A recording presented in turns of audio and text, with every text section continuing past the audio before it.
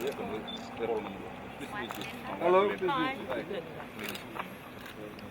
So, there's no encumbrance.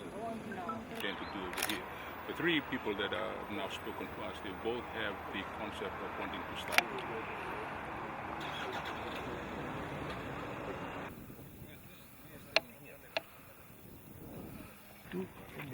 Yeah, it goes this way. Yeah, it goes this way. It goes that way, right? That's where your house Yes, we've paid do a visit this morning. Put in place for the budget this year was $10 million, and also to encourage them and to actually fund the development of those lands. So whilst government is actually spending money and the value is going to the Itauke landowners, the fact is more land will be made available. So more land available for productive use and also more income for the landowners. And we're hoping that once we've got 4 projects that have already been identified. There's one here in Savani today, and of course we've got later on today we're going to Warrambitia, and there's one up in Vunda, up behind the University Way, and there's one up in Yandua.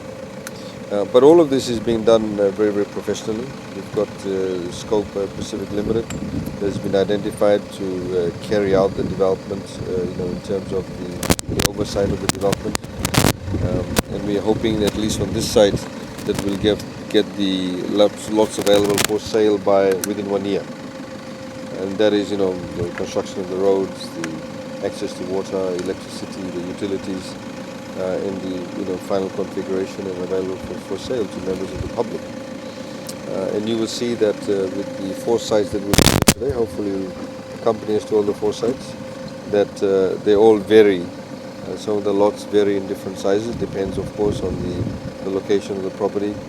Some of them will cater more for affordable housing, some of them will cater more for the exclusive end of the market.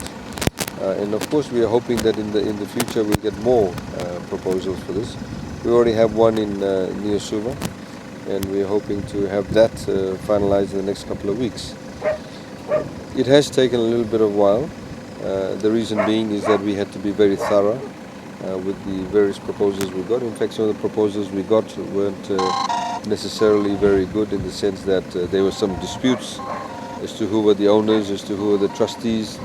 In other areas there were some caveats placed on the properties.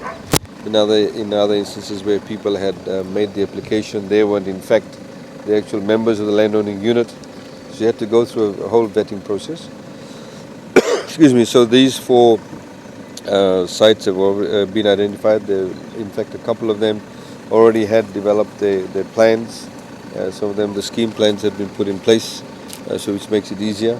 A couple of them did not need to have the EIA process because they already had gone through that. Others will obviously have to go through that process. So this is one of the sites, and we look forward to it being completed. Perhaps we can get to Scope to maybe say a few words too in terms of some of the technical aspects. They're obviously a well-known firm, and they've been doing this type of work. We want it obviously outsourced because we want it done professionally. Of course, if something goes wrong, they've got professional indemnity insurance. We can sue them too. And this is the kind of level of engagement we want with the private sector, because it also creates jobs. It also creates business for them, and they will have now at least work tied up for the next 4 sites. And this is encouraging too, because they might need to go and hire people. We have a lot of young people who need to be trained. A lot of young people need to be given the exposure. And the best and the most expeditious way of dealing with that is to engage the private sector, so they will then give those opportunities to the younger generation.